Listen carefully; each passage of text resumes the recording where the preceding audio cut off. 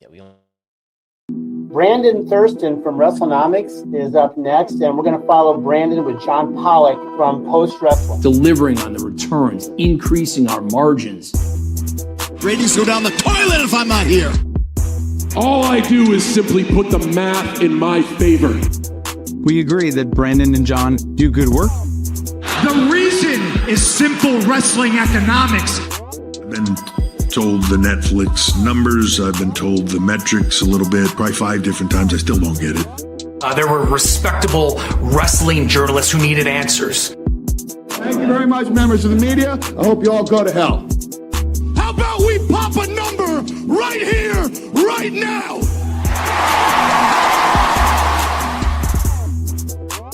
Whole part of the show, man. And we are back, everybody.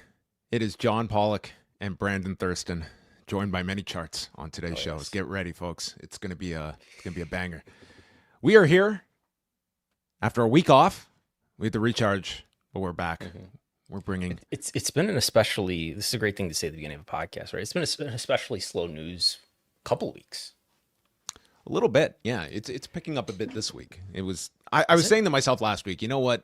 The UFC could use like a betting scandal. I think that would be necessary. I think Paul could do some kind of panel chat. Could get some earnings calls coming. Mm-hmm. All things that will be discussed. And of course, it's Hall of Fame season. Do you have your sticker, Brandon? Did you vote? I've not voted in the Hall of Fame yet, but I Oh, understand votes are due by this weekend sometime. yeah. I mean, CNN was giving the Observer wall-to-wall coverage last night. Right. Not all the votes are in yet, though, so Yeah. we can't call any races yet. Who's the Zoran Mamdani of this year's Hall of Fame class? Someone who's going to actually win, but I think who are the likeliest candidates to win are Cody.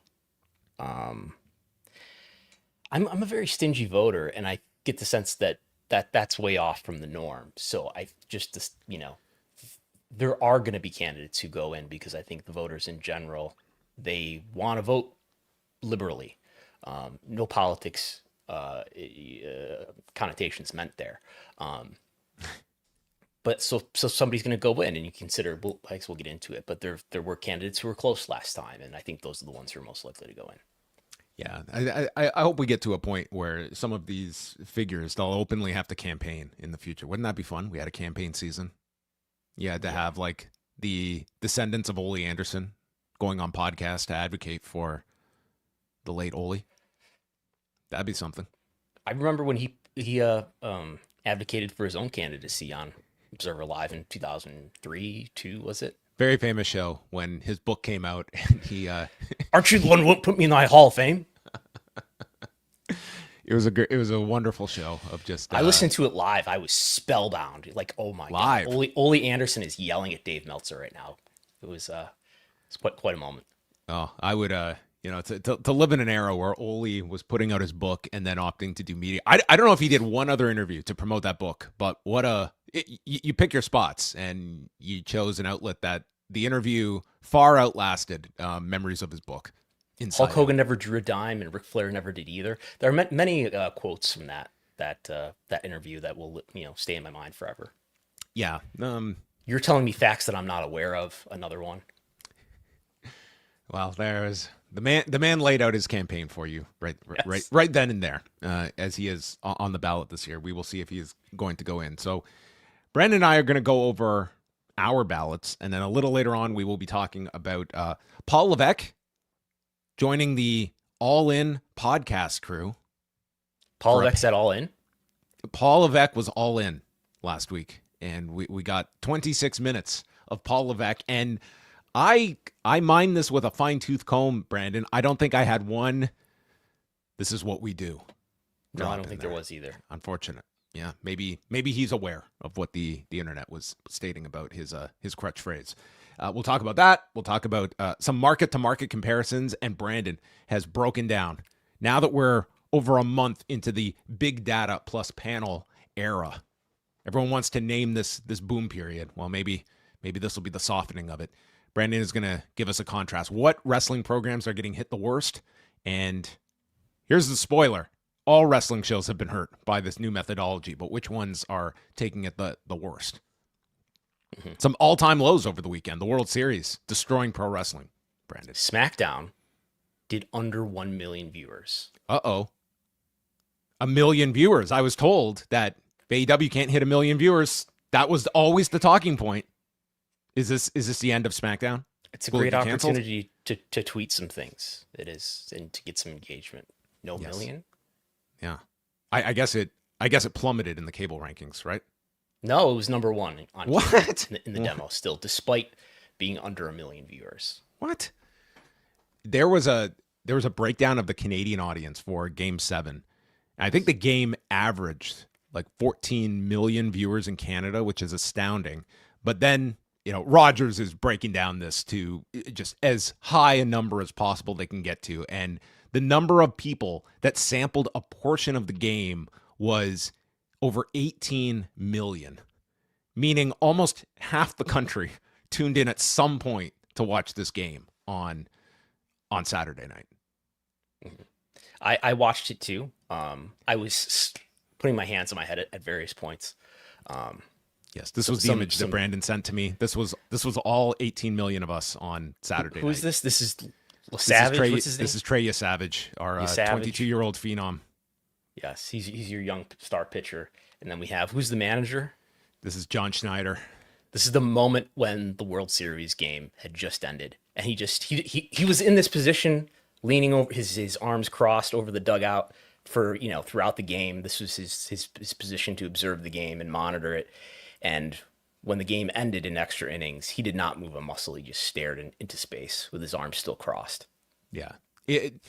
To be fair, this is also the one and only expression that Brandon and I share when we're attending wrestling shows. Yes. I'll usually be watching a basketball game on my laptop. That's true. Brandon is usually enjoying the second screen experience in person, as I can attest to. Let's get into the Observer Hall of Fame ballot. Brandon, how long have you been voting in the Observer Hall of Fame?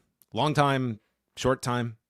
I think you've asked me this before. Probably 2015 or so. So about a decade. I'd have to look in my email. Yeah.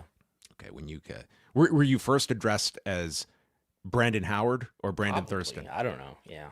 And do you remember what the email was that Dave responded to from years prior that included your ballot on it? My email address or his? No, the specific email that was a reply to a previous email. So this is one of the benefits of achieving Hall of Fame voter status, is that he doesn't necessarily send you a new email. I wouldn't know. I didn't actually get the email, but you procured one for me this year. But he will, at least in previous years, he will find one of your previous email correspondence and reply to that, as opposed to sending you a brand new email with a subject line that says Hall of Fame ballot. He'll just reply to the last email that you said and give you your ballot that way. Yes. Whatever works for you. You know what? The compose option in your email is overrated as opposed to reply. So, I have been voting for quite some time, a little longer than Brandon. So we're mainly going to focus. I just did a show on the Post Wrestling Cafe going through my ballot, and I will go through all the people I am voting for this year. But Brandon, what categories are you voting in this year? I'm voting. I think we're going to center our discussion today mainly on the U.S. Modern. This is the most narrow I've ever voted before. As people know, there are various categories. I hope people are watching this. This is Brandon's finest. These are the results from last year to give everybody an idea of where we're at.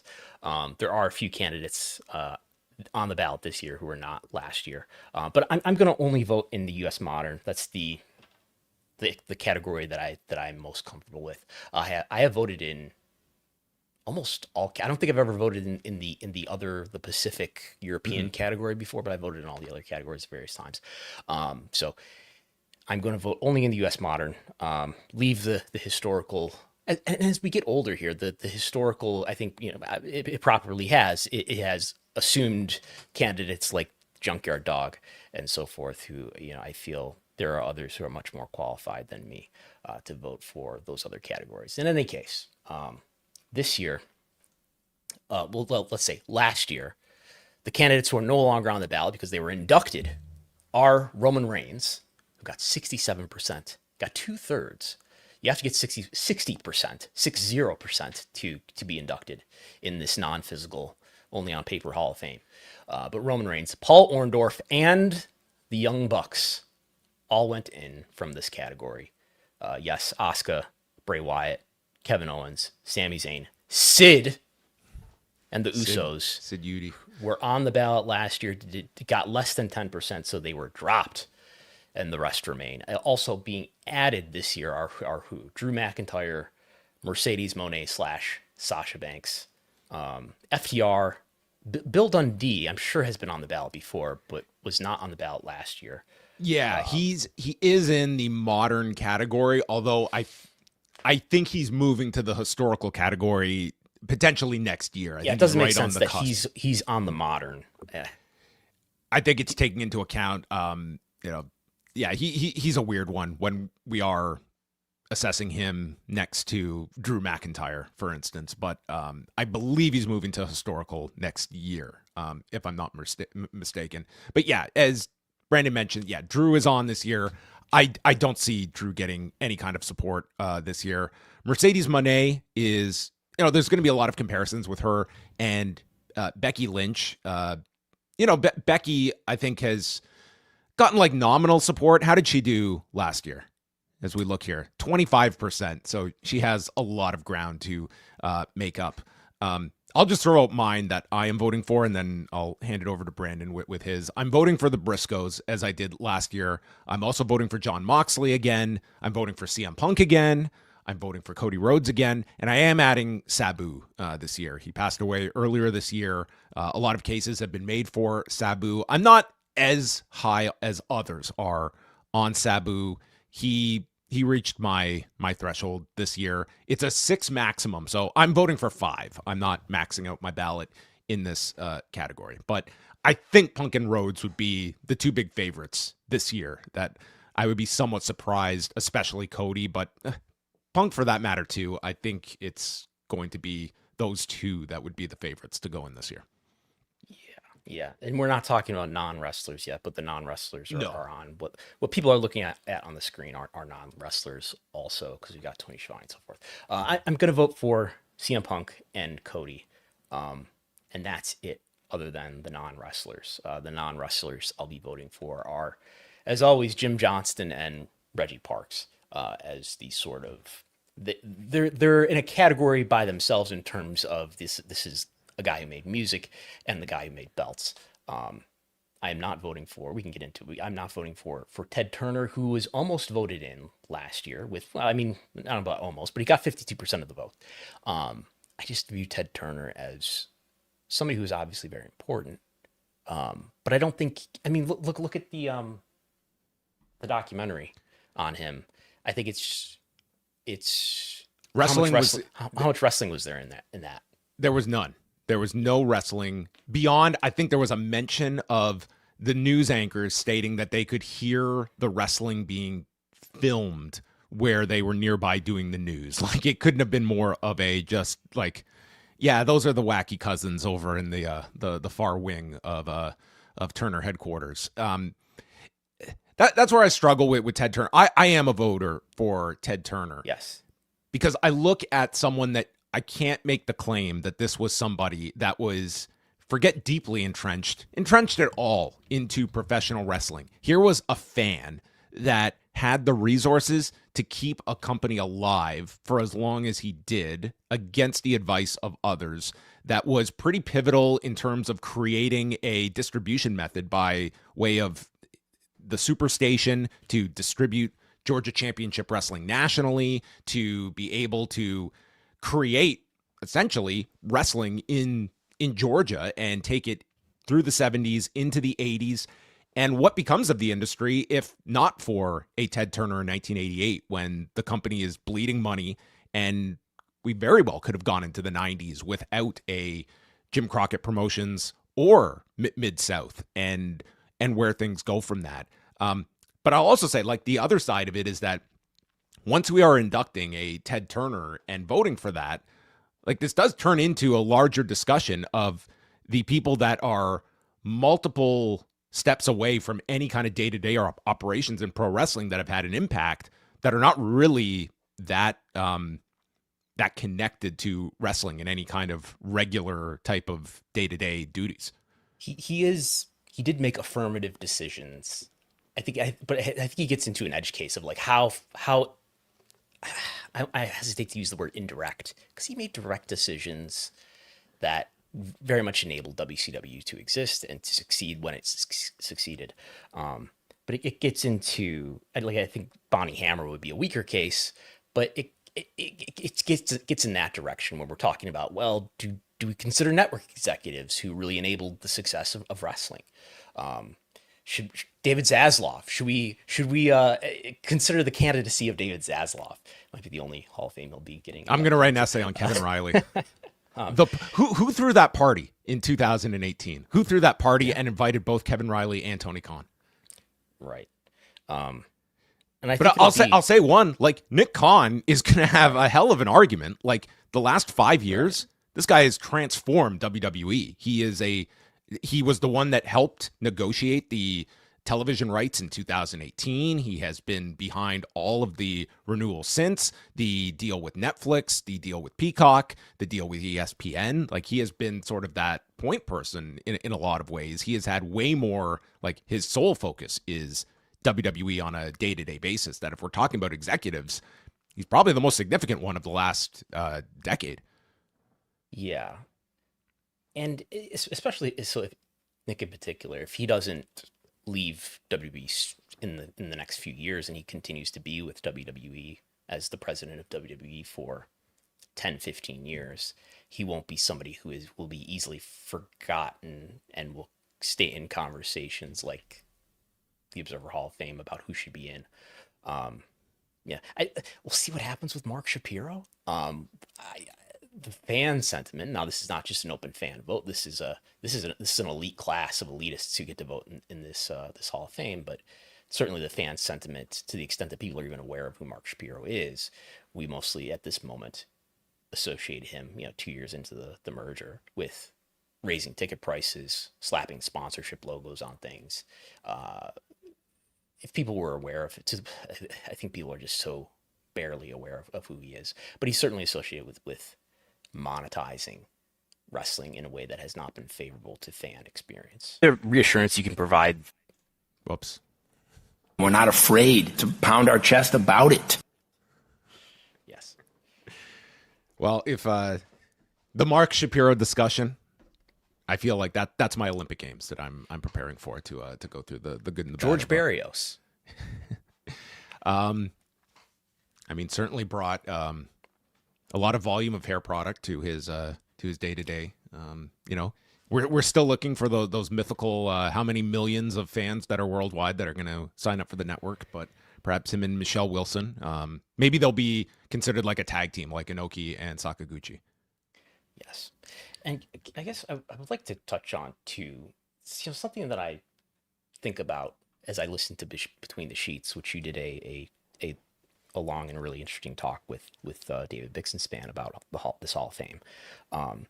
Something that I realize when I listen to them go through a week of history every week is how there's so many terrible buzzwords that I'm hesitant to use, but how the smart fan point of view through the late 80s and into the 90s is sometimes a bit of a skewed way of looking at wrestling that I think would be surprising certainly to at least fans, right? The fact that Bill Goldberg only got 25% of this vote, and I'm not going to vote for him either, but it would be really surprising to a typical wrestling fan to think who's in the Wrestling Hall of Fame. Nope, not Bill Goldberg. Not the Ultimate Warrior. Batista not even on this candidate list. Sid dropped off the ballot, right? These are wrestlers who I think if you're a fan, even of our age, but are just not so ingrained in talking about the minutia, that it would be surprising to you that you have such recognizable names who are not inducted candidates in this Hall of Fame. Is there a higher threshold that a lot of bigger national stars have to overcome versus, like, and I'm keeping it to this region, but we look at like that's where I really came on the fence with Sabu, that I can appreciate what he meant.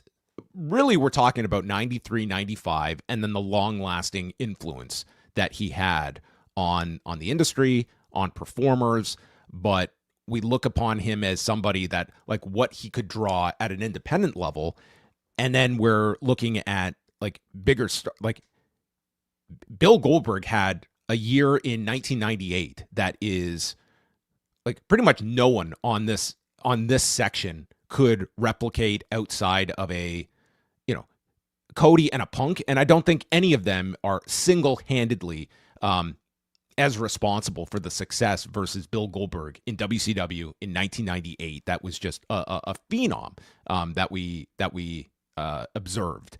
So I guess my question would be if there is that tougher barrier for, you know, the stars you just listed, for instance, that don't necessarily get that support versus, you know, a Briscoes that were in a relatively smaller company in ROH for so much of their career. And their argument is largely a work-based argument and longevity together as a tag team in an industry where tag team wrestling was being de-emphasized. Yeah, and for Goldberg, I guess he was one of, maybe arguably for a series of months, the biggest star in wrestling in somewhere in 98, maybe the summer of 98. But it was such a short time frame, and then he is a star as WCW goes down, and then he just doesn't wrestle for a few years. He has this kind of disappointing run in WWE for 2003. He does come back in, 2016, and has a much more successful run in WWE with Lesnar and so forth. But it's the length isn't there. The length isn't there. Part of this Hall of Fame's explicit criteria is longevity. Yeah. And that's why candidates like Junkyard Dog have a hard time, because he's a big star, but it's a short period of time. Yeah. So this is definitely not a name recognition Hall of Fame, but it is. So I think that it surprises people that certain candidates are not in. Did you vote for Cody and Punk last year? I did. My ballot last year was Roman Reigns, CM Punk, Cody, and the Young Bucks. I think I was almost identical then to you last year, because I voted for Reigns, the Bucks, Cody, and Punk last year as well. Do you see Cody and Punk like one significantly a bigger candidate than the other? And how did you arrive at the decisions? Like, when did you believe like Cody crossed the threshold for you? With this, I think last year, he crossed the threshold, and not before then. And I don't know if he was on the ballot before then. I guess I think Punk has a stronger case just because he's older and just has had more time to build his case. And so, but if we were narrowly just talking about who has a stronger Hall of Fame case of the last couple of years, then maybe it would be Cody. But I think it's tough though, because Punk also came back to AEW in 2021 and helped AEW reach its hottest period ever by far. But no, I think Cody has done it as one of the top stars, one of the top 2 or 3 stars in WWE for each of these last years since 2023. He's been the WrestleMania main eventer for the last couple of years, helping this company get to the point where it's been able to monetize like no company in history has ever been able to monetize itself. Which is not to say he's a bigger star than Hulk or draw than Hulk Hogan was, but he is, along with Roman Reigns, who's now in as well. Really helps this company, enabled this company to engage with fans again and grow its fan base in these post Vince McMahon years, where it has, seen success unlike it's seen since at least the early 2000s. And a lot of that credit has to be given to him.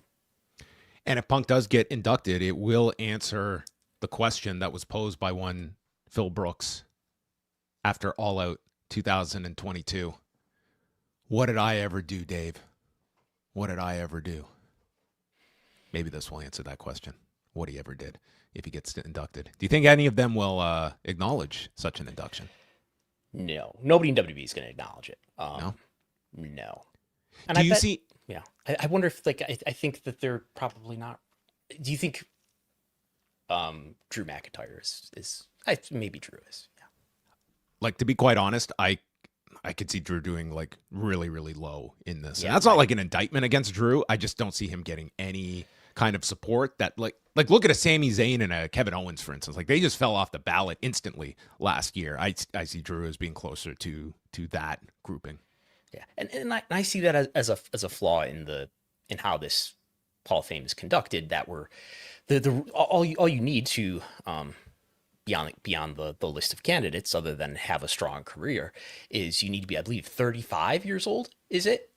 Or 15 years in. And 15 years of being in the wrestling business, and at least age 35. And as maybe that made more sense in 1996 when this Hall of Fame was created as an idea. But as time goes on into the present, I mean, wrestlers are just kind of getting into their prime at age 35. And I think that sort of norm is only going to get older as time goes on. So I think it's kind of crazy that we're voting on candidates that young. Well, I think it also does take a look, and I could assign this to both WWE and AEW in terms of a certain reluctance to really get behind like like we are seeing a Braun Breaker that would be a departure from this, but like a Drew McIntyre, he's, I believe, 40 years old. He's been wrestling for 2 decades, and we're talking about him he's just in the midst right now of really entering like those key years in WWE. Like, he had the title run in 2020, but it feels like such an incomplete career. Whereas, a generation ago, we'd be talking about this guy like being on the downside and like slowing things down. Like, a Hulk Hogan was 40 by the time like 1993 rolls around. Like, there is sort of that belief that, some of these talents, it's a really long period before the company is fully behind you. And we have like a main event scene of like Cody is 40, Jey Uso is 40, Drew is 40, Punk is 47 years old. Reigns is 40. Reigns is 40. Like, they're like, we're talking about like 35 is now considered like youthful. It's like, I'm looking at like where are mid-20s performers, and like those are considered like, man, you're going to be in NXT for years if you're in your early 20s. Like, it's very rare that we see someone in that 20s age bracket that's going to skyrocket on a main roster, like on either side. Like, there's exceptions here and there, but not. Jon Moxley is 39 for now until next month. You have voted for Moxley? I did vote for Moxley. Yeah. You're voting for him this year? I am voting for him again this year. Okay. I think he's been very important to AEW. I think that this past year, the Death Riders angle was definitely a polarizing one, but I think ultimately the build up to All In, I think he was very key to the success of that show. I think that he has been someone that has been like a stabilizing force in AEW. Not that is necessarily an argument for Hall of Fame inclusion, but I think he's been really important to AEW, and not in a grandiose type of fashion. But I think that when you look at 2019, I think he is one of those ingredients that allowed them to get off to as hot a start as they did. He was their champion throughout the pandemic. And I do give a lot of credence to that first class of AEW, that 4 months in, they get that new deal from TNT in January of 2020. Like, that is a lifesaver for AEW right before the pandemic. And, your Jerichos, your Moxleys, your Codys, your Omegas, like, they're all part of that mix. And the fact that they got through year one where the odds were stacked against this company to begin with, and then you throw in a pandemic, like, it is really impressive that they come out of that generally unscathed and reaching like where they are now, where they're at least on stable footing throughout the length of this contract. Moxley is somebody who I think I will vote for eventually, if he doesn't just get in before I vote for him. There are maybe, I don't know if there's anybody else left. Like, I expect that Mercedes Moné, Sasha Banks, I would probably vote for eventually. Goldberg, maybe I would eventually vote for him. The others, not yet. Do you see Mercedes as a stronger candidate than Becky Lynch? I did think about that because you and Bix talked about that. I don't know. It's hard to say. It's hard to say. Like, is Becky's rise in like 2019 is that the issue I have is that, yes, she reaches this unbelievable level in 2019, and it's one that is, I guess I would view Mercedes is more of an influential case, which, by the way, there's these sort of 3 criteria that you're supposed to consider, which is drawing power. In-ring work is one, right? And influence or historical significance. And I would say that Mercedes' historical influence is probably greater than Becky Lynch, but Becky Lynch is not 0 there either. Yeah.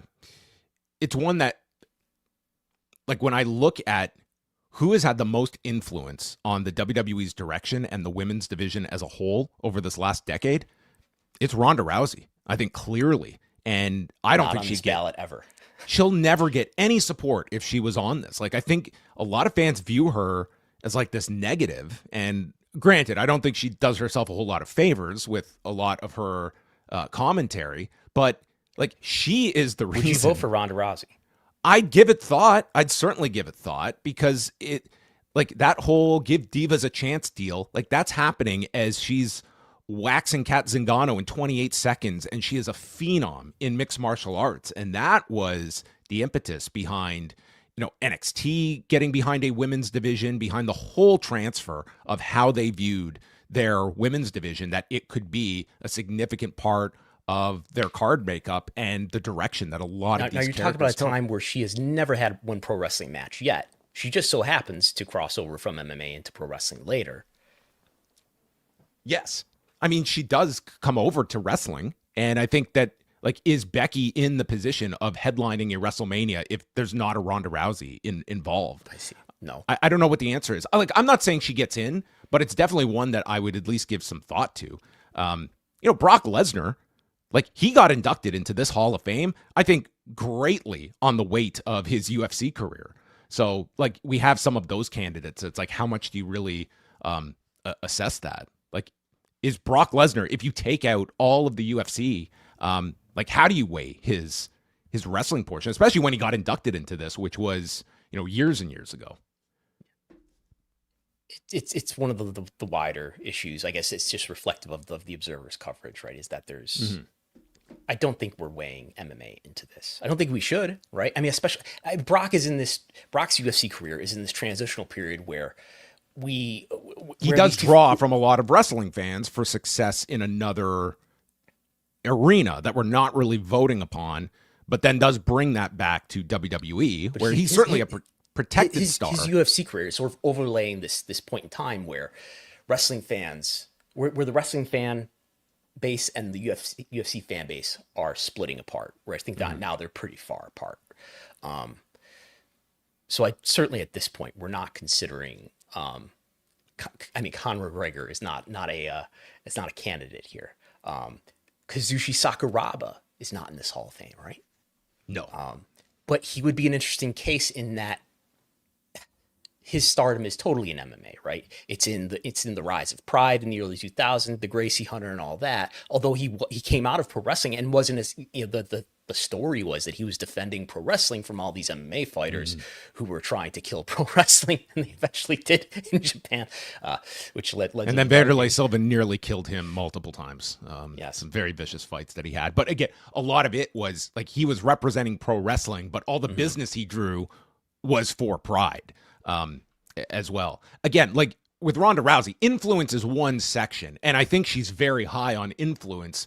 The other categories she's not going to hold up to either. I don't look at any of her WWE runs as especially transformative at all. But like, again, if you're someone that can vote for someone just based on influence, like that is Ronda's case right there. But again, I wouldn't even necessarily advocate for her being on the ballot, because I think she would get so little support that it would just be, a futile exercise. You wouldn't definitely vote for her. What's that? You wouldn't definitely vote for her. Oh, I definitely would. Like, I would give it thought. I'd give it a lot deeper thought. I wouldn't say 100% yes or no at all. I would, there's the influence factor, but there's not a whole lot beyond that in terms of what she did during her 2 runs in the company. We've talked about this much longer than I anticipated. Yes. But I want to ask too, like, have you ever advocated for getting someone on the ballot? No, I never have. No. I asked for Jim Johnson to be put on the ballot. I don't think I'm the only one. But I think that is part of our sacred duty as Hall of Fame voters is to ask for people to be on the ballot, because I think Dave does listen to this. I think Batista probably should be on the ballot, especially listening to you and Bix talk about it. He is, as the person who's looked at the filings maybe the most. I think you do see, I mean, we all remember Cena better because Cena had the much longer uninterrupted career in pro wrestling. Batista was the needle mover before Cena. Like, everyone thinks like they're both coronated at that same WrestleMania in 2005, but it's like Batista is the A star of those two, and he is the one that draws really well with Hunter, not just at that Mania, but the follow-up matches that they do on pay-per-view. He is the one that is moving numbers much before Cena does. And a lot of Cena's, Cena's considered like this Band-Aid at a time when 2003, 2004 business is falling. And those two are the ones that kind of get things at least stabilized during what's kind of like a down period for the company, but not as low as the previous years. Mm-hmm. So maybe I might think about asking for Batista, because I don't think you should ask for anybody on the ballot who you're not definitely going to vote for, and I'll think about it.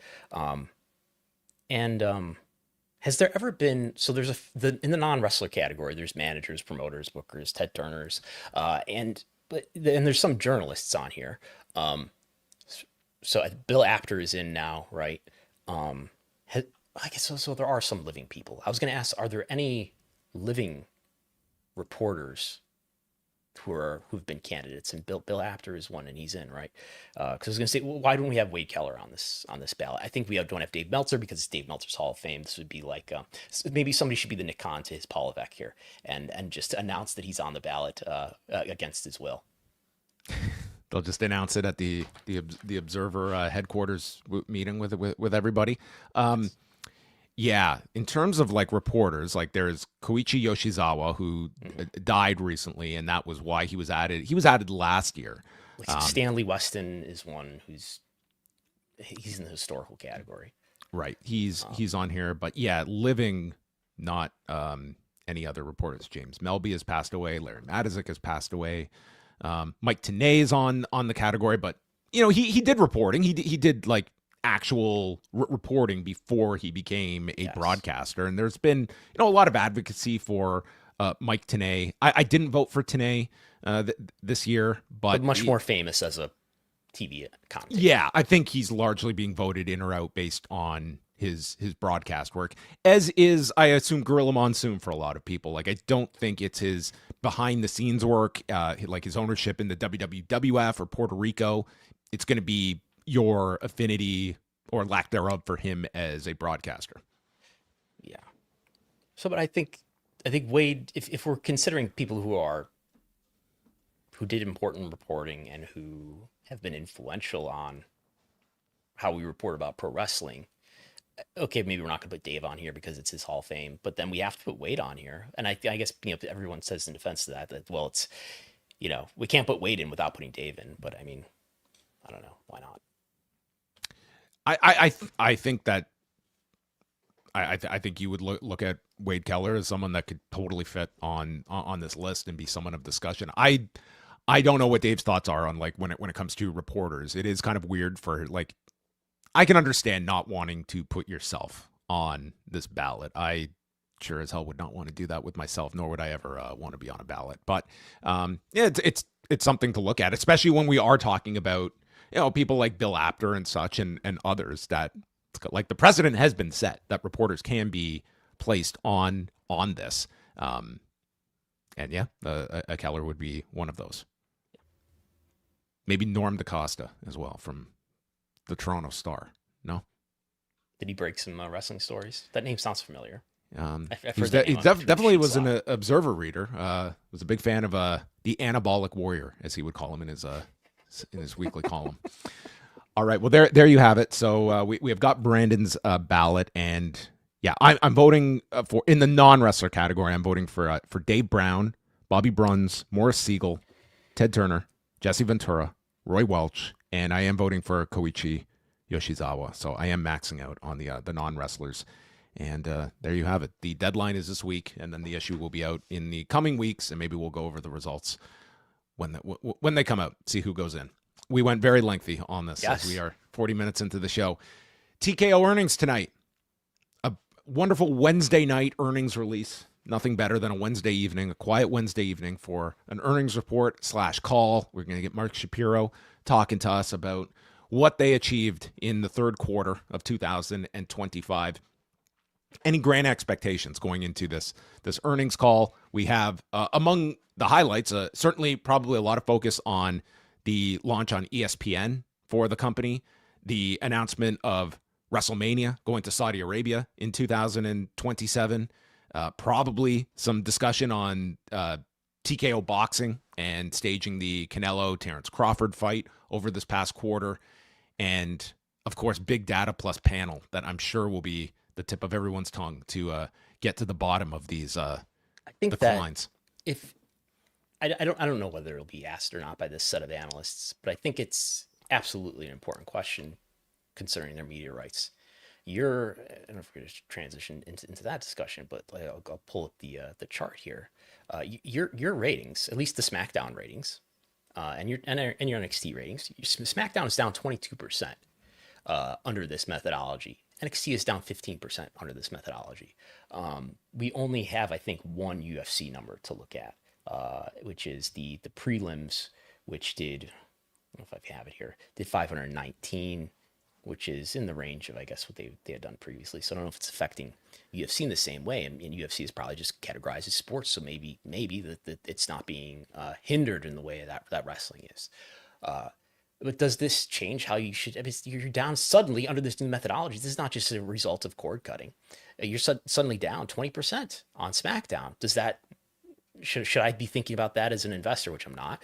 Should I be thinking about that as an investor as a cut by 20% in how these media rights fees are going to be assessed? Now you are still ranking highly despite getting crushed by the World Series and lots of, I think there's college football maybe on that night too. But is it just, are you assured from NBC Universal and people like that that's not going to have a big change in the way that they're going to value your media rights? Yeah, I'm somewhat stunned that we are, this big data plus panel methodology came into effect in late September. So we have over a month now. This was not just like a week or two of bugs in the system and there was like a normalization. No, this is the new normal that we're seeing. And even if you want to give some credence that they've been up against the like a pretty well-watched Major League Baseball playoff season. But I've got the year-over-year here. This is not the first still time way that wrestling's down gone against the World Series. That's it. Like we still have last year, at least for the October data, they were up against a bigger series with the Yankees-Dodgers last year than they were this year. So there's not even that to rest upon.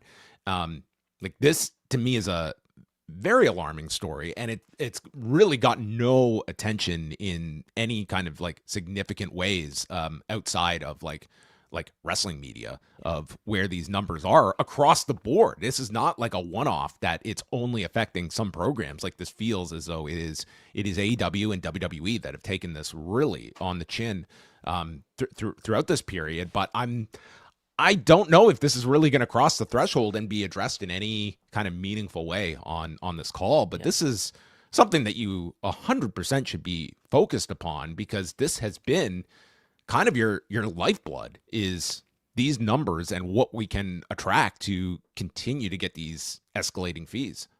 It's something that's probably way undercovered and something that I should be focusing on more. I have thoughts about how to address that. But it's not something that's being talked about, and I have questions like, are these wrestling companies or doing anything to talk to Nielsen about why are they measuring so differently when sports are doing just fine? A lot of other programming is doing just fine. There are other scripted programs that I've pulled up the data for to see how they're doing before and after, and you have things like the Challenge, things that are some of Dynamite's direct competition are also strongly down. But why are we measuring differently? And I mean, if there's ever a question that's central to your finances and how you should look at your financial future, this is what your ratings are. And I've always stressed here that, well, the rank is the thing that really matters the most, but I bet we're going to see some differences in rank here too, even though we should mention that SmackDown still ranked number one despite going under 1 million viewers this past Friday. But this should be, this is what your currency is based on. It's what your ad sales are sold against. And this is a huge factor into how your media rights values are going to be assessed in your next round of negotiating. So you have to be investigating why you're measuring so differently. Margin expansion, adjusted EBITDA, margin expansion. All these factors, Brandon, that we have to take into account. You tabulated the market-to-market comparisons for both WWE and AEW for the past month, and we'll start with WWE. And what did you see here? The big question is the bloom off the rose, as has been suggested. Well, I pull it up here. Is the boom over with? Is this it? Did we miss the boom? It has to. Business always has to coincide with my experience as a fan, and a lot of people are saying that the creative hasn't been that great this year. But this is what they do. This is what they do. It's what they do. Well, we are seeing. So this is Q4 to date. We're 1 month in. We're 1/3 of the way through Q4, and WWE.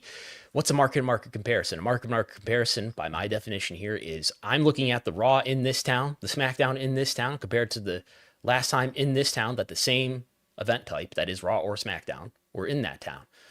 And we have 4 negative comparisons and 2 positive comparisons. And this is fairly, this is not something that we've seen at any time really recently for WWE, which has been on a pretty tremendous hot streak since 2023.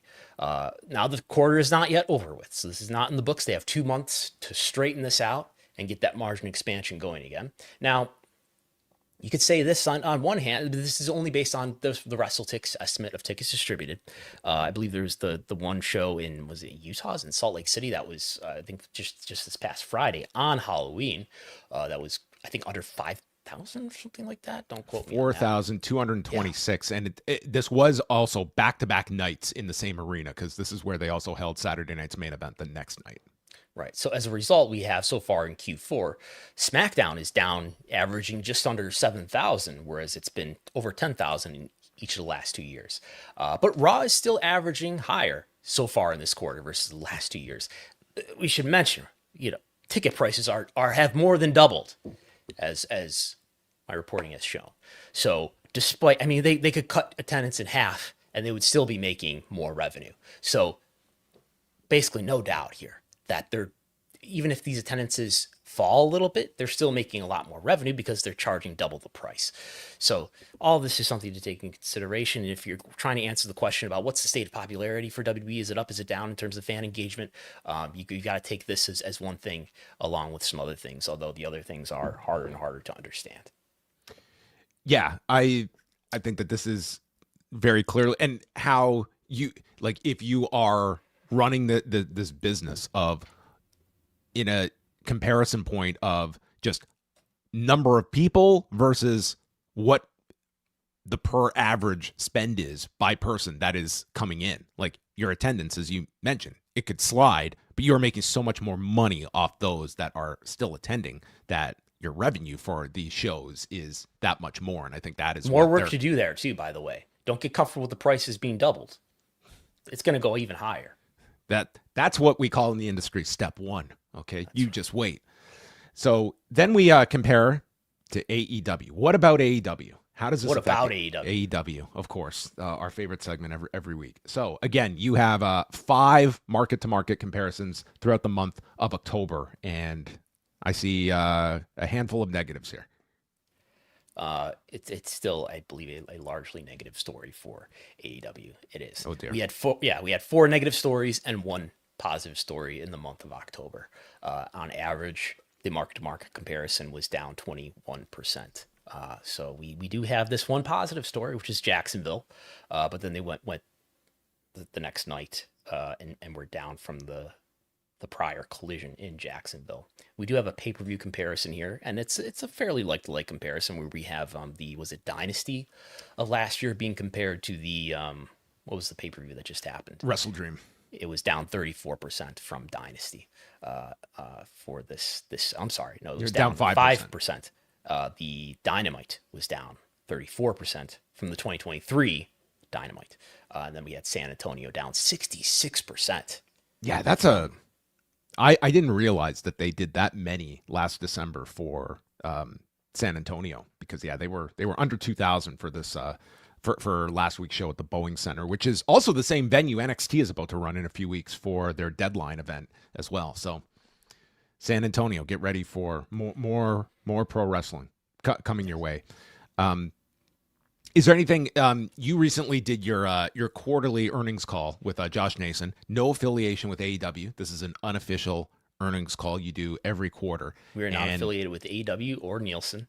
No, that is not. You can direct all inquiries to the legal firm of Thurston and Company. But what did you look at in terms of AEW, their key performance indicators for the third quarter, which would include All in Texas in July, Forbidden Door in August, and then All Out in September here in Toronto? Yeah, I think we've basically just touched on it by looking at TV ratings and attendance, but it's what you would expect, right? TV ratings are down. Dynamite's down 34%, but that's in a year-over-year comparison that includes not yet big data plus panel, because remember, this is just ending in September, right. So there might be like one episode out of 13 here, but down 34%. But it's including there's no simulcast to be accounted for here. Nonetheless, it's down really strongly in the demo for both Collision and Dynamite. It's down 12 and 8% respectively, Dynamite and Collision for total viewership as well, and mainly what we've just talked about, it was a continuation in Q3 of attendance being down. Well, there's some residencies, but the residencies are being had because attendance is down. That keeps costs down doing events repeatedly in the same venue. 2,500 was the average for Q3, down from almost 4,000 in the prior year quarter. Collision is down as well. Pay-per-view attendance is down, but that's a pay-per-view that, that's all in versus the Wembley years before it. So, but pay-per-view buys, according to the Observer's reports of them, if you believe them, that it's basically even. I would look at like these last three shows as like, again, if you are going with this as like the range of buys that they got, like Forbidden Door was essentially even with the prior years. All in Texas was up from the prior years. And the bigger one to me is All Out, because not only were they up, it was, you're putting in like a Hangman Page, Kyle Fletcher main event, and you're going against the ESPN debut from WWE with WrestlePalooza. So the fact that they maintain that, like, I do feel like these head-to-head comparisons have viewed fairly favorably for AEW, that, they went up against both an NXT show and Saturday night's main event with the All in Texas show. And the result was a Saturday night's main event that was considered like a underachieving show when it came to audience, and turned out to be the last show that is airing on NBC for them, as they have now just moved exclusively to Peacock. And we don't have any head-to-heads scheduled for the rest of the year. And it does make you think that AEW, at least through this leg of these competitive nights, came out of it relatively unscathed in comparison to, I think, what some of the projections were going to be, that this was going to be a disaster going against a main roster PLE that they had to in September. Yeah. I mean, as far as this data, I think you can at least tell yourself an economic story that makes sense, in that you have, let's say, imagine you have a funnel, and the least hardcore product you have is the television that the most unengaged non-hardcore person can watch, can consume, watch the TV show, turn it on or off. And then I think down from and that is the thing that is down severely, I think, even if you include a reasonable assumption about what's happening on streaming. Then you have ticket sales. Well, I don't think everybody who attends an AEW show is going to buy the pay-per-view, but that is down pretty significantly as well. You have pay-per-view being the most hardcore, the hardest to change, the hardest to diminish audience is holding up. And that is a story that is coherent. Yeah, and it's a question we can't answer without, significantly looking at like the people buying these pay-per-views. But it would be interesting to know, like, as AEW has now moved to pretty much an every 4-week formula for its pay-per-views, Like, what percentage of these people that are buying the pay-per-views has that at all disrupted their weekly viewing of AEW? Are these people that they get their excellent AEW 4 to 5 hour pay-per-view, and then they come back 4 weeks later? They don't necessarily need to follow the week-to-week television, and they get more than enough every 4 weeks now that they're satisfied. It's not like a 2-3 month wait between pay-per-views where the TV is like, it's now to some perhaps like it's like in addition to, but the core experience for an AEW fan is the pay-per-view every 4 weeks now. Should we talk about how this data is reported? Because I see we have some chatter in here about whether we should believe this data. How is this data being attributed by the Observer? This is, I understand Dave recently said that he has something like 5 sources he's claiming Yes. to come up with this data. Yeah, I don't know how. Like I can't break down what his methodology is. If we're going based on he is getting from 5 sources in the cable industry, and then going with, you know, what he believes to be his best understanding of what the buys are, like, that's what we're limited to here. So I caution to make any stern point based off of this, but I feel that at worst, we're talking about numbers that are at least in the ballpark. I think if they were, let's put it this way, if All Out was, do you really believe that All Out did half this number or double this number? I don't.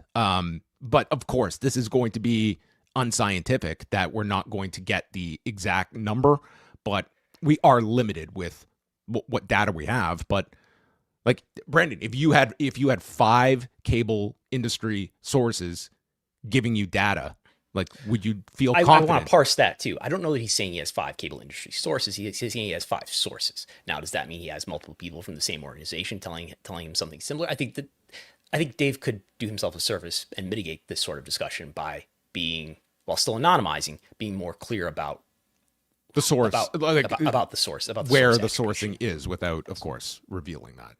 Yeah. It's valid. But I think, like, that is, again, when we are trying to assess this, these are kind of like the difficulties in trying to assess, you know, what was successful, what was not successful, what is working. Because certainly the pay-per-view, you look at that compared to all your other breakdowns, like, that is probably the most positive picture of AEW.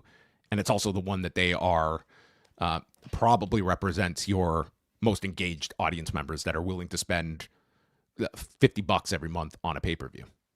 Yes. All right, we're going to move to Japan, not literally, but on the topic sheet.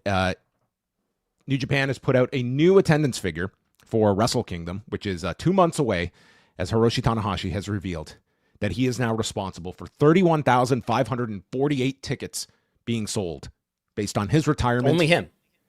I think, you know, with all due respect, Aaron Wolf, I think, can he can lay credit to some of this, but this is the Hiroshi Tanahashi farewell event. And Brandon, compared to past Wrestle Kingdom events, how does 31,548 stack up over the past decade? It stacks up pretty favorably, especially compared to recent years. It's already surpassed the numbers of 2023, 2024, and 2025, which at best it did 27,000. Right, we got 2023 did 26,000, 2024 did 27,422, and last year did 24,107. This one already at 31,548 according to New Japan. So I mean, it's, what was the Liger retirement? Was that 2020? That was 2020.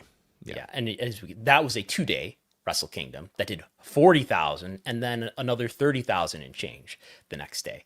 So I mean, it's reasonable to think about this getting to 40. And then Liger retired and business plummeted, right? Yes, it did. Well, the pandemic also happened. Oh.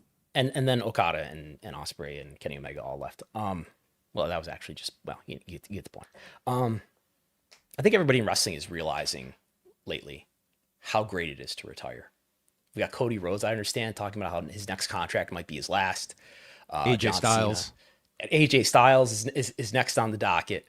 That'd be a great heel gimmick for MJF. Yes. He announces he's going to retire. I thought about doing that as an independent wrestler, like having a gimmick where I just retired every show. But I think that, yes, Sting's retirement was AEW's probably well, no, it wasn't.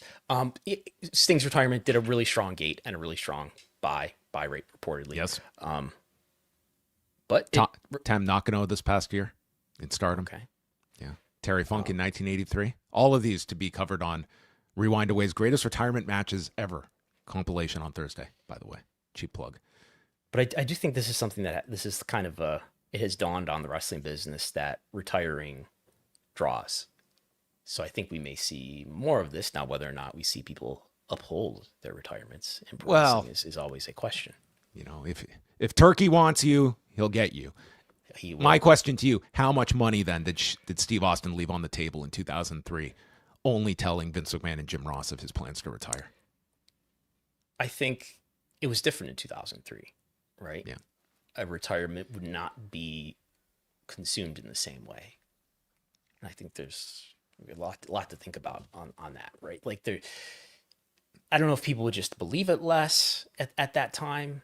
I don't know that I think people do believe the Cena retirement this time. He's been emphatic about, I'm not going to go back on it.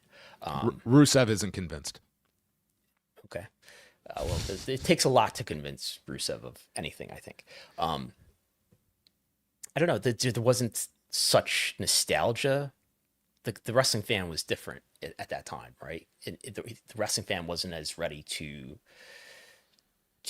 I don't know, appreciate a career in a whole way like they do now, like you've seen with the Sting retirement, the Cena retirement. So you look at this Wrestle Kingdom number, I mean, all indications they will surpass the 2018 number, which is a significant show because that was the Jericho Omega year that, you know, they got a big jump off the past year. The big markers of 2019 and 2020, I don't know, like maybe they can hit those. Those are kind of ambitious markers to assume if they can hit. But I also look at this, like this is really going to be an indication of like Tanahashi's, like the value of this as an event people want to be at, because like I don't know what New Japan is going to have on the horizon beyond this show. This is sort of going to inflate New Japan in 2026 because you'll look at this number and I don't know what post Tanahashi retirement is going to look like for a company that, I mean, did terrible attendance for the G1 and it's a relative cold product, but they have this really significant event to promote on January 4th that they can only do for one night. Yeah. We don't know who his opponent is yet. Not would yet. Would it serve New Japan to like, what's like that's a problem that you've just described. Is there anything they can do in Tanahashi's match, such as put over some new star that could serve that problem? I don't think so. Like they tried to do that this weekend with Yota Tsuji, and they're definitely trying to make Yota Tsuji now the kind of, you know, the person to rise in Tanahashi's, like in his footsteps. So what happened? Did they wrestle each other? Yes. And did Tsuji finally beat him, and then Tanahashi. That he beat Tanahashi over the weekend. Yeah. Okay. This didn't make its way to your news feed. So this it couldn't have been that effective. This was not Misawa beating Saruta, apparently. Not quite. They didn't make a call earlier in the day based on the reception. We talk about New Japan being somewhat cold overall. You decided to break down how the other Japanese promotions are doing as well over this past quarter with comparisons. Is there anyone that is standing out above the rest? Is how dire of a picture can you paint for us in terms of the Japanese wrestling economy? Is it thriving? It's let's see. So far year to date. So let's talk about averages. Well, this is in the current quarter. I might do this recurringly from here out. But we have, I guess, if you're talking about trends, the easier thing is to look at these. Changes over time, and we do see New Japan is down by double digits in the quarter. It was down double digits in total, and on the quarter it was down 9% from the prior year, where it was actually flat in Q2. But let's think Q3 this is a calendar year, is July, August, September, so that would include the G1 Climax, which is, you know, normally a really strong period for them. Now on the Bushi Road filings, we can see Stardom though was up 40%. Now caveat, these are all announced attendances. I think the Bushi Road companies are being honest because it's a publicly traded company, and we've seen since the middle of 2015 that New Japan attendances seem to be rather honest. But Stardom up on average. 40%. All I would say is that if they wanted to be pulling the wool over their eyes, they're doing a terrible job with New Japan. I don't know if I would be lying about these numbers. Yeah. So Stardom seems to be doing well. Noah is relatively flat. All Japan is relatively flat. Dragon Gate is down 9% on average. Yeah. Buyer's market. If you're in Japan, you can probably get reasonably priced tickets. You're complaining about your family can't afford to go to WWE. Get on a plane and go to Japan for New Year's. You can see all the wrestling you want for a very affordable pricing, I imagine. That's right. If you're buying those premium tickets, it's similar cost. Let's catch up on the world of Paul Levesque. He's a very busy man. He's shooting WrestleMania commercials on top of buildings, on top of Allegiant Stadium. He's doing he's the centerpiece of the brand new WrestleMania 42 poker ad as well. We don't have Tanahashi's opponent for Wrestle Kingdom. We also don't have Paul Levesque's opponent for WrestleMania, but he's all over the advertising, so he's got to be in a big match. He's the focus. Who is? Paul Levesque. He's on Wrestle Kingdom? No. Maybe he'll be the mystery opponent. He was the mystery guest for the All In podcast that held a panel discussion in front of a live audience last week. And we know you don't have 26 minutes of free time. You're busy people, so we have put together the highlights of this discussion as the Almighty made his way onto the stage. Ladies and gentlemen, please welcome the WWE's Paul Levesque. So the audience may not know this, but I'm a big professional wrestling fan. Going back to my childhood in Memphis, Tennessee, professional wrestling at the Mid-South Coliseum on Monday nights. That was pretty much it. Jerry Lawler was so popular in Memphis that he could have been elected mayor, and I think he almost was. It's amazing to me when I walk through the White House. Over the last few months, I've been there quite a few times.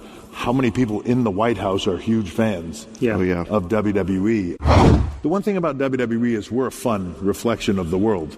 It's supposed to be fun. It's supposed to be entertainment. It's supposed to be fantastical. It's supposed to let you come to an event for 3 hours and just turn off and enjoy entertainment and some type of representation of the world that is around you. But people get lost in it and they begin to take the representations too seriously sometimes. And people within our business sometimes take this wrong, but we don't write the shows based on that'll be a great match. We write it on the stories that we can create. The protagonist, the antagonist, how does that work with each other? Telling stories that can resonate with people. When you talk about a content company that puts out entertainment, we are live Monday nights, 2 to 3 hours, depending on the evening on Netflix. Tuesday nights, 2 hours on CW. Friday nights, 2 hours, and half the year is 3 hours on USA. Half the year is 3 hours on USA. I nearly crumbled when I heard that line. That did not sound like this past year was just a one-off, Brandon. I feel what's going to happen in January. Oh my God, that was no one took away that comment right there, but that was frightening to me. Yeah, I think that's consistent with everything we've seen, and that makes sense. That there'll be, that's a compromise I'm sure they reached in this renewal at some point. A lot packed in there from Paul Levesque. People focus way too much on representation. What does that mean? Representation of what? I don't know. I read that. So that was in the context of talking about like reductive, stereotypical characters that have been in WWE. Because there was Iron Sheik had been mentioned by. The question was about David reflecting Sachs. like geopolitical tension within your storytelling and how that would be met by people. And Levesque's response was about it's going to offend people in that particular part of the world. I'm paraphrasing, by just limiting it to one stereotype instilled in a character. Yes. I took that as him saying, we don't do stereotypical characters, at least as much anymore.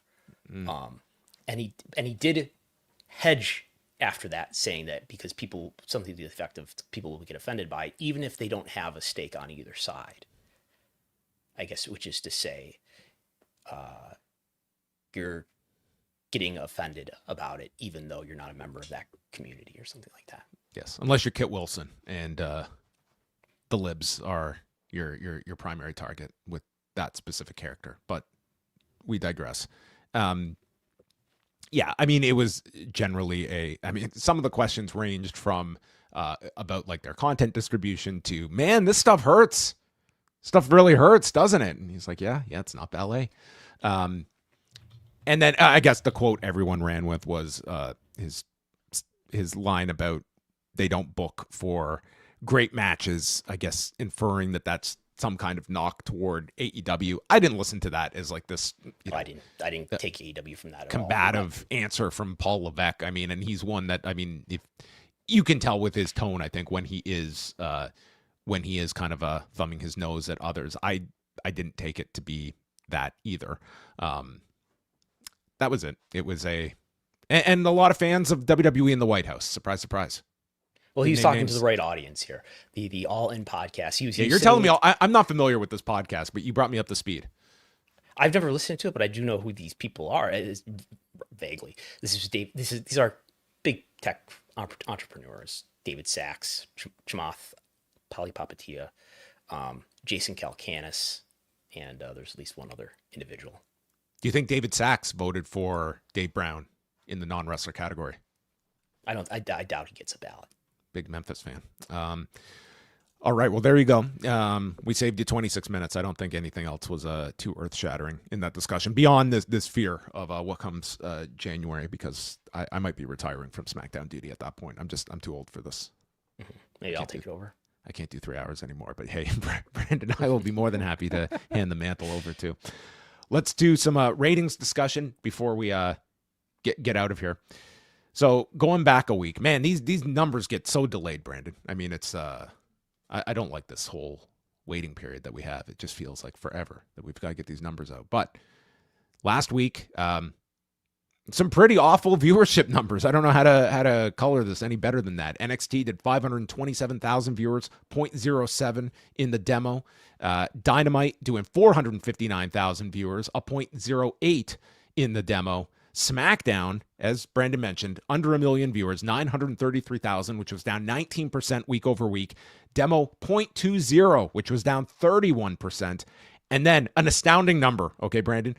This past Saturday night, Collision, going against this insane Game 7, they fall 5% in viewers, 217,000 viewers. The demo is a 0.03. Women were down more than half from the previous week. Men, unchanged. I couldn't believe this. Like, these are 27,000 viewers, all men.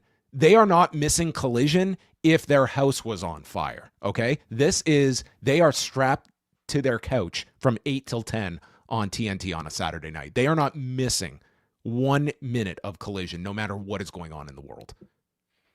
Yeah, well, what was on this episode of Collision that we can attribute the drawing power to? We certainly have to look toward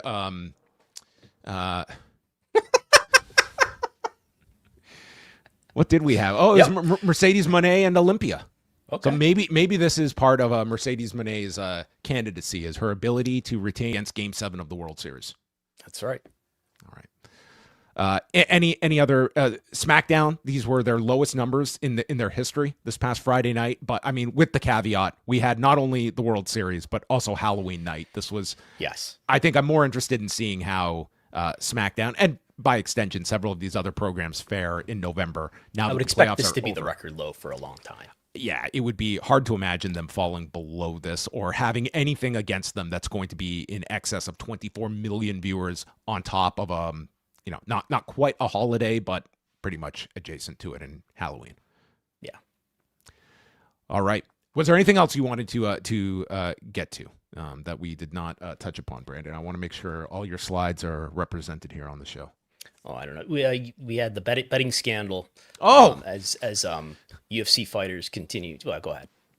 Well, this past Saturday there was a fight between Isaac Dalgarian and this Yadier Del Val. And this was a fight that folks had never heard of these two fighters before Saturday night, even MMA fans. Dalgarian was a sizable favorite going into this fight. And then in the hours leading up, the line started to swing with all this money coming in on Del Val. And Dana White has since confirmed that they were notified of this. They are partnered with this group called IC360 that used to be called US Integrity. Somehow in there, they decided a rebranding would be in order. And they got in touch with the fighter. He maintained he's not hurt. He doesn't owe people money. He doesn't know why this line swing is happening. So they allowed the fight to take place.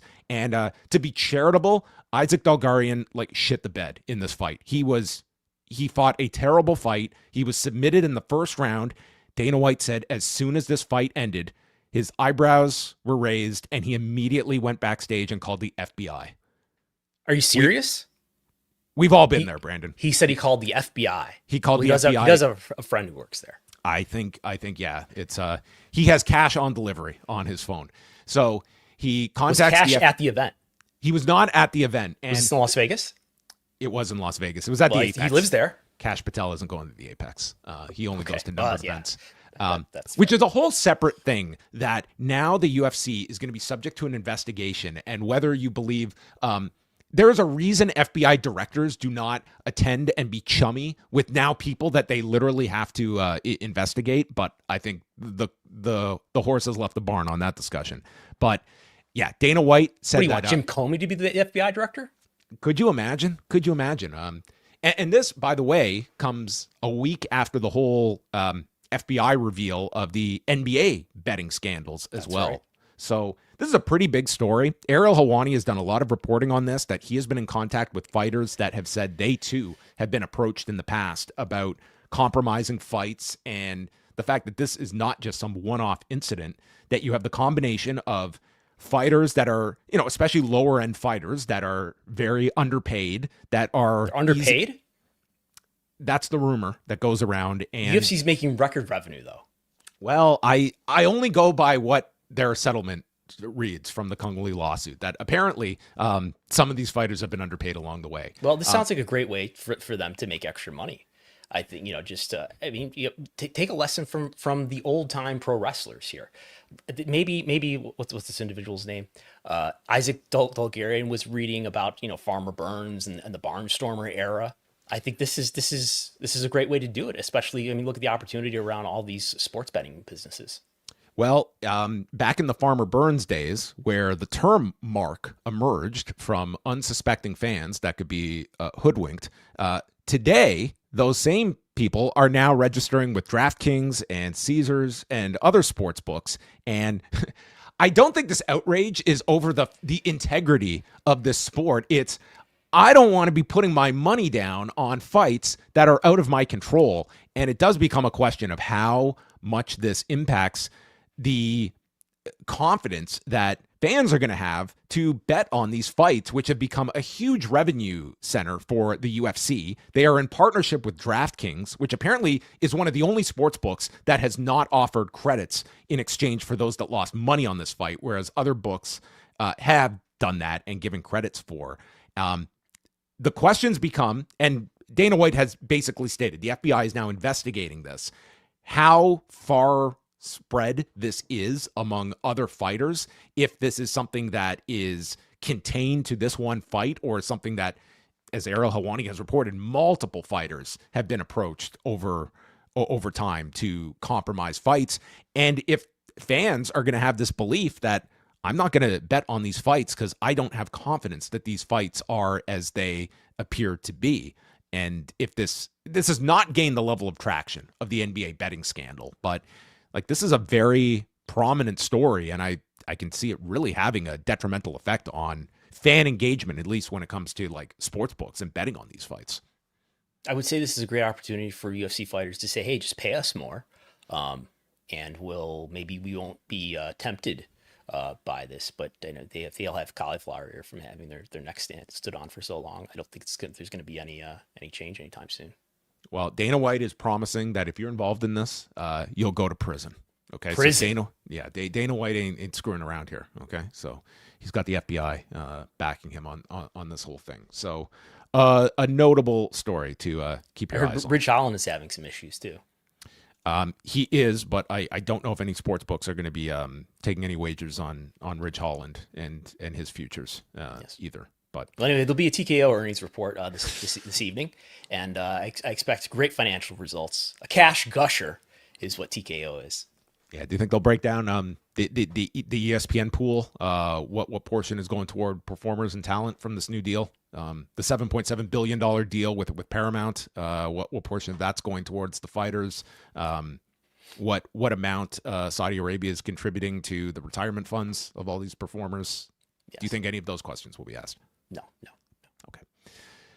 Well, everyone, we're at the end of the road. Thank you so much for joining us for another edition of Pollock and Thurston. We're here every Wednesday, 1 p.m. Eastern time. Hit subscribe on the WrestleNomics and Post Wrestling YouTube channels. I'm going to be back tonight with Wei Ting after Dynamite. We will be live at postwrestlingcafe.com. And then tomorrow, we're doing Rewind Away, covering some of the top retirement matches in history. We're going to talk some Terry Funk from 1983. Do you realize it's been over 40 years since Terry Funk retired? His last match, 1983. Never again did we see him. Yeah. Yes. We'll be talking all about that. Forever. Brandon is going to be continuing to design the finest graphics in pro wrestling media over at patreon.com/WrestleNomics, where you can get up to date on everything big data plus panel related, no affiliation to Nielsen, and as well breakdown of market to market comparisons for WWE and AEW, AEW's third quarter, key performance indicators, and I'm sure plenty of coverage coming out of tonight's earnings call / chest thumping that is going to take place on tonight's call. Yes, we're planning live coverage at WrestleNomics.com from Jason Upersur. I like the sound of that. Well, Mark Shapiro will be leading the way. I can't wait. Okay. And I can't wait to hear the canned comments from Ari Emanuel that were pre-recorded. Thank you, everybody. Great quarter. We anticipated EBITDA increase of 12%, which is marginal growth from last quarter. Mark, now over to you. Thank you, Vince. I mean, Ari. All right, everyone. We are going to sign off. Thanks to everyone for checking us out, and we'll be back next Wednesday.